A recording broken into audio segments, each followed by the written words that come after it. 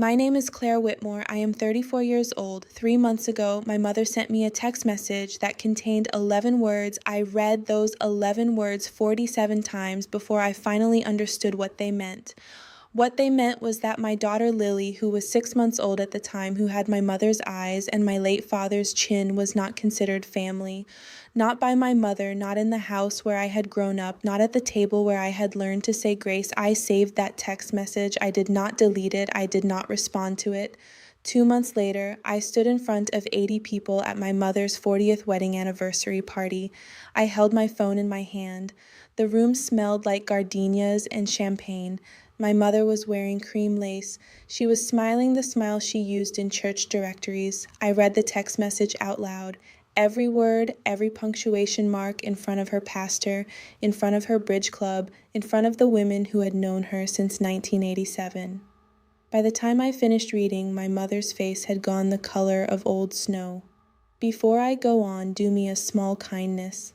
Like this video. Tell me in the comments where you are listening from.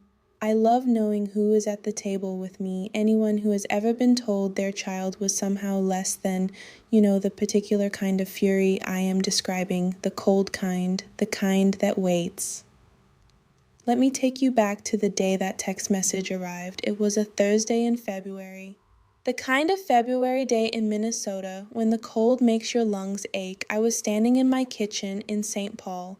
Lily was asleep in the swing.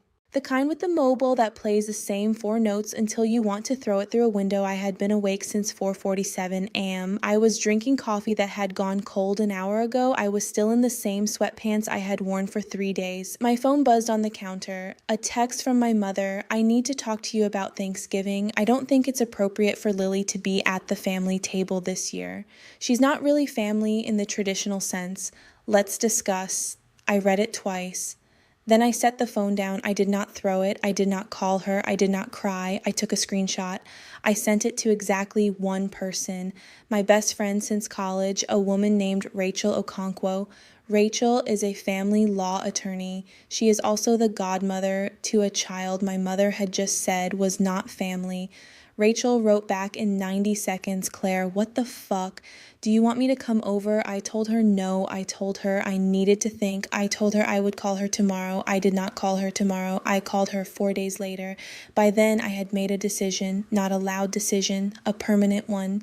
The cruelest things in a family are never shouted. They are typed into a text message at 2:37 in the afternoon, while your mother is probably sitting in her sunroom with her Bible study notes, and everyone is expected to pretend it never happened. Let me tell you that for free. My mother's text message about my daughter was the most honest thing she had ever said to me. It was also the beginning of the worst 8 weeks of my life, and at the end of those 8 weeks, I would stand in a room full of her friends and make sure honesty went both ways. I grew up in Edina, Minnesota. My mother's house is a 4-bedroom colonial with black shutters and a yard that gets featured on the neighborhood garden tour every June. She has lived in that house for 43 years. The same chandelier has hung in the dining room since 1981. The same wedding china has sat in the cabinet untouched except for Christmas and Easter. My mother, Patricia Whitmore, is a woman who believes in appearances, in thank you notes written in fountain pen, in ironed napkins, in family photographs taken every October, in coordinating but not matching outfits. I have one brother. His name is Andrew. He is 37. He is married to a woman named Vanessa. They have 2 children, twin boys, blonde, blue-eyed, biological. They live 11 minutes from my mother's house. I also have 2 children. Now, I had one when that text message arrived. Her name is Lily Rose. She is black. She is adopted. She has my last name and my father's middle name, and she has been mine since she was 9 days old. My mother has never once held her. Let me say that again. My mother has never once held my daughter, not at the hospital, not at the finalization hearing, not at her baptism. My mother sent a card to the baptism. It was addressed to me. It said, "Congratulations on your new journey," not "Congratulations on your granddaughter journey." like I had bought a timeshare. Before we go further, let me just welcome you properly. Sit down, get comfortable. This story is going to take some time, like this video. If you are with me right now, leave a comment telling me your city. It is always nicer when I know who I am sitting with. My father died when I was 29. He had a heart attack in the garage while he was putting up Christmas lights. He was 66. My mother found him 40 minutes later. She called 911. She called Andrew. She called me last. At the funeral, my mother wore black and pearls, and her face was dry. People said she was so strong. People said she was holding up so well. What people did not see was the way she rearranged my father's office 3 days after the funeral. Every book, every file, every photograph of him boxed and taken to the basement. My mother does not process grief. She eliminates evidence. When I told her 2 years later that I was pursuing adoption as a single woman, she said, "That's a very big decision, Claire. Are you sure you've thought about what people will think?" I said, "I've thought about it." She said, "Your father would have wanted you to be married first." My father had been dead for 2 years. He did not have wants anymore. My mother had plenty. When I told her I had been matched with a baby, a girl born to a 19-year-old in North Dakota, my mother said, "How nice." The same tone she used when I told her I had bought a new couch. When I told her the baby was black, my mother paused. A long pause. The kind of pause that has a temperature. Then she said, "Well, that will be an adjustment for who I did not ask, I knew." Lily came home to me on March 14th. She weighed 6 pounds 11 ounces. She had dark eyes and perfect fingers, and she screamed for 90 minutes straight the first night, and I loved her so hard I thought my chest would crack open. I sent my mother a photograph, Lily in a white onesie asleep in my arms. My mother texted back, "She's lovely, rest up." She did not ask to visit. She did not ask her name. She did not ask anything. Andrew and Vanessa came to meet Lily. When she was 3 weeks old, they brought a gift, a stuffed giraffe. Vanessa held Lily for maybe 90 seconds. Andrew took a picture. They posted it on Facebook. My mother commented on the photo, "What a sweet moment." She did not come herself. When Lily was 2 months old, I brought her to my mother's house. It was Mother's Day. I thought foolishly that this might matter. My mother opened the door. She looked at Lily in the car seat. She said, "Oh, you brought her, not, oh, you brought Lily." Her. We sat in the living room. I set Lily's car seat on the floor. My mother did not move toward her. She did not ask to hold her. She offered me coffee. We talked about the weather. We talked about Andrew's twins, who were 4 at the time and who had just started soccer. Lily started to fuss. I picked her up. I fed her a bottle on my mother's couch. My mother watched from across the room like I was doing something vaguely medical when we left. My mother walked us to the door. She touched my shoulder. She did not touch Lily. She said, "Drive safe." I cried the entire way home. Lily slept. The text message arrived 4 months later. Thanksgiving was 9 months away, but my mother was already planning. She always planned early. She liked control. "I don't think it's appropriate for Lily to be at the family table this year. She's not really family in the traditional sense." I read that text message so many times I could recite it in the dark.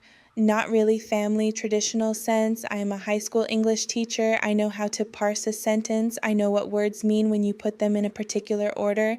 My mother was saying my daughter was not her grandchild. My mother was saying my daughter did not belong at her table. My mother was saying this in writing, permanent, documented, traceable. She had been careless, or she had stopped pretending. I called Rachel 4 days later. I was standing in my classroom after school. The building was empty. The fluorescent lights hummed. "Rachel, I need you to tell me I'm not crazy. You are not crazy." What did she say? Nothing. She hasn't said anything. She sent the text, and then nothing. Have you responded? No good, don't, not yet. Rachel paused. I could hear her breathing. She was thinking. Rachel always thought before she spoke. It was one of the things I loved about her. "Claire, your mother's anniversary party is in April." Yes, she's planning it for months. I saw the save the date. Yes, another pause.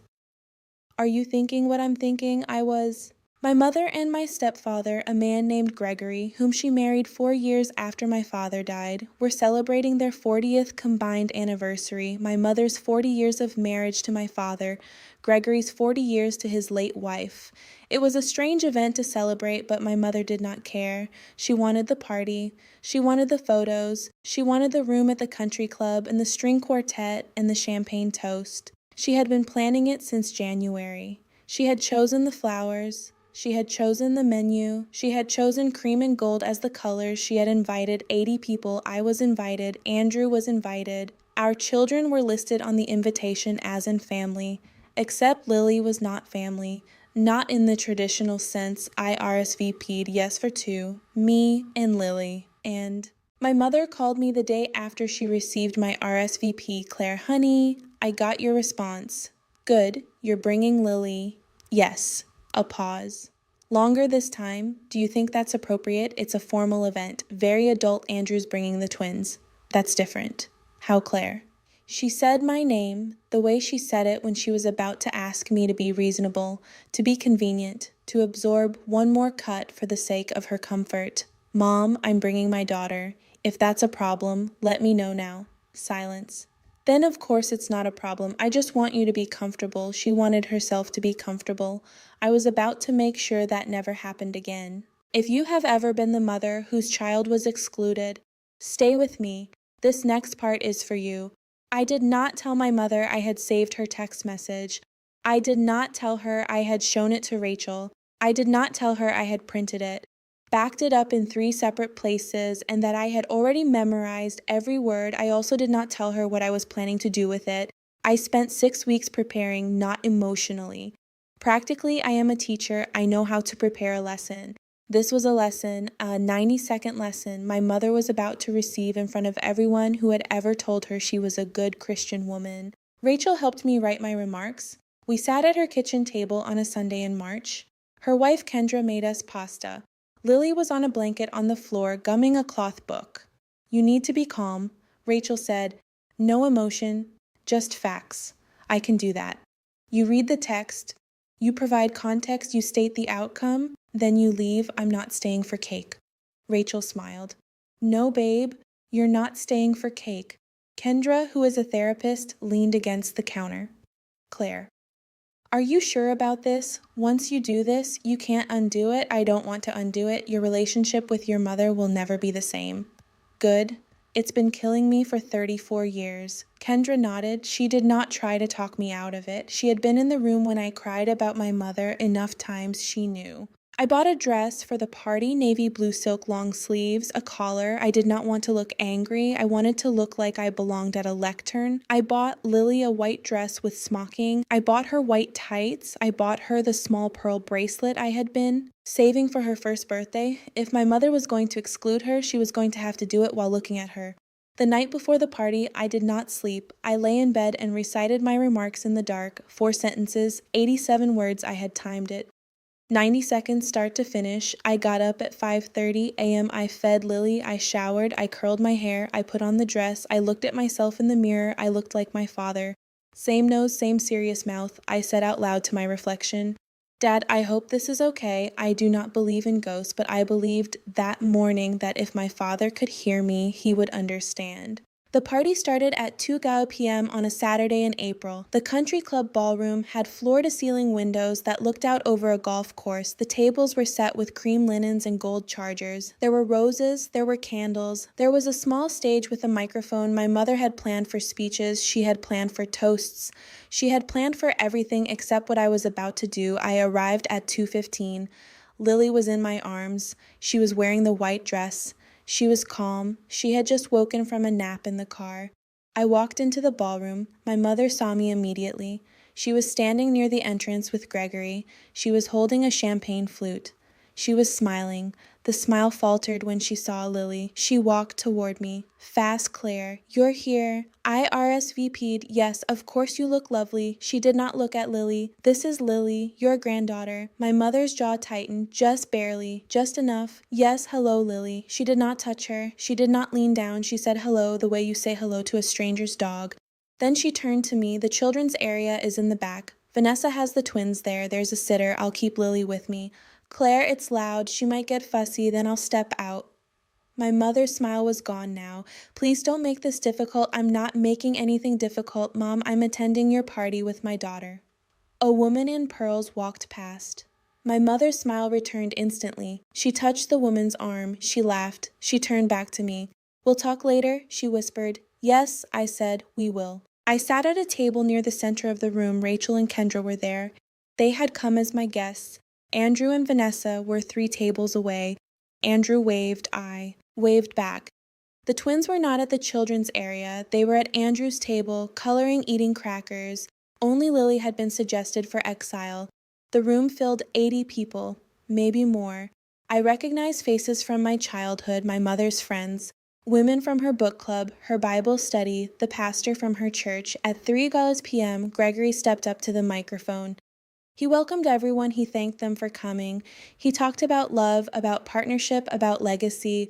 Then my mother stood. She was glowing. She gave a speech about my father, about his kindness, about their years together, about how blessed she had been. She did not mention me. She did not mention Andrew. She mentioned our family once, in passing. When she finished, people clapped. Someone wiped their eyes. Then Gregory said, "We'd love to invite anyone who wants to say a few words to come up." This had not been in the program. My mother liked control, but Gregory liked spontaneity. My mother's face went tight. She had not planned for open mic. 3 people stood, a cousin, an old friend of Gregory's, a woman from my mother's church. They each told a story. They each kept it short. Then I stood. Rachel's hand touched mine under the table. "You've got this." I picked up Lily. I walked to the microphone. The room went quiet. My mother was sitting in the front. Her face was confused, then concerned.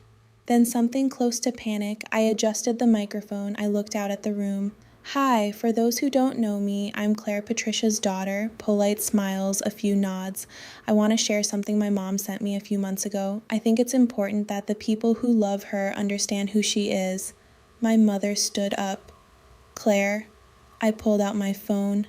I held Lily on my hip. I read the text message word for word. "I don't think it's appropriate for Lily to be at the family table this year.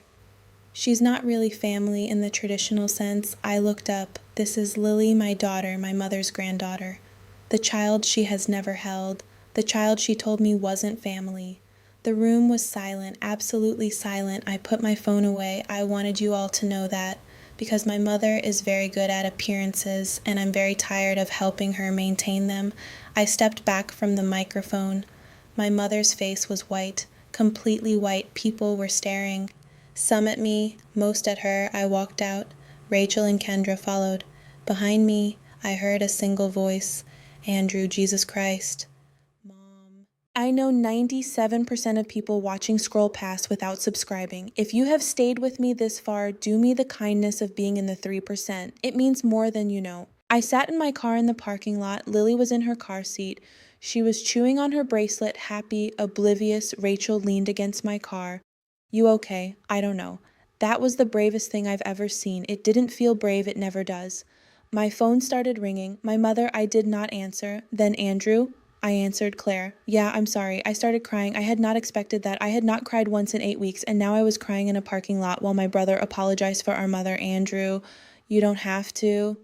"Yeah, I do. I knew I didn't say anything. I'm sorry." I wiped my face. "Thank you. For what it's worth, half the room just walked out. Mom's in the bathroom. It's a disaster." "Good." He laughed. A short, sad laugh. "Yeah, good." We hung up. I drove home. I fed Lily. I put her to bed. I sat on my couch in the dark. I did not feel victorious. I did not feel relieved. I felt tired, the kind of tired that comes after you have finally set down something you have been carrying for decades. My mother did not call for 3 days. When she finally did, I let it go to voicemail. She left a message. Her voice was shaking. "Claire, what you did was cruel. You humiliated me in front of my friends. I don't know what you want from me. I have tried. I have always tried. You have made this so hard. Please call me." I deleted it. She called again the next day. I did not answer. On the 5th day, she sent a text. "I would like to see Lily." I wrote back one sentence. "You had 8 months. You chose not to." She did not respond. 2 weeks later, Andrew came to my apartment. He brought the twins. They played with Lily on the floor while they played near her. She watched them like they were fascinating creatures. Mom's seeing a therapist, Andrew said. Good for her. She wants to apologize. She can write it down. Claire Andrew, I'm not doing this. I'm not sitting in her living room while she explains why she was right. I'm done. He nodded. Okay. If she wants a relationship with Lily, she can start by saying her name out loud to another human. Until then, we're good here. Andrew looked at Lily. She's lucky to have you. I'm lucky to have her. Let me tell you exactly why I chose the anniversary party. I could have confronted my mother privately. She would have denied it or explained it or told me I was being too sensitive. I could have cut her off quietly, stopped answering, stopped visiting. Let the relationship die the way these relationships usually die, slow and silent, but I wanted witnesses. I wanted the women who had told my mother for 40 years that she was a good person to see what good looked like when nobody was performing. I wanted my mother to understand that cruelty in private does not stay private if someone decides to bring it into the light. And I wanted Lily one day, when she is old enough to understand, to know that I fought for her. Loudly, publicly, permanently. You do not owe your family a private apology tour when they have spent years erasing your child in quiet. You are allowed to answer in the same volume they used to hurt you. Women with adopted children, women with children who don't match women whose mothers have made you feel like your family is somehow less. I need you to hear this part carefully. Your child is your child, full stop. No qualifiers, no in the traditional sense. And any person who tries to add qualifiers does not get access. Not to your table, not to your photos, not to your life. I built a boundary the day I read that text message out loud. The boundary has a gate. I am holding the key. My mother has not asked for it yet. Not really. When she does, if she does, I will consider it, but she will have to use my daughter's name first. It has been 9 weeks since the anniversary party. Lily is 8 months old now. She is crawling. She laughs at the dog next door. She loves sweet potatoes and hates peas. My mother has sent 3 emails. I have read one. She has asked to talk this through. I have not responded. I am not angry anymore. I am just finished. There is a difference. Anger keeps you connected. Finished lets you leave. I have left. If you have made it this far into the story with me, really thank you. You gave me 40 minutes of your time. That is not nothing. If this story met you where you are, tell me in the comments. Tell me what boundary you are finally ready to build. Tell me your first name and your city so I know who is at the table. Like this video if you understand what it feels like to protect your child from your own mother. Subscribe to Echo of Justice Stories. Come back tomorrow. There are more of us than you think. Every morning now, I drink my coffee before I check my phone. It is a small rule. Whatever my mother has to say can wait 10 minutes. 10 minutes is not very long. It is long enough I have a daughter who will grow up knowing she was wanted, fiercely publicly without apology. That is the only family tradition that matters.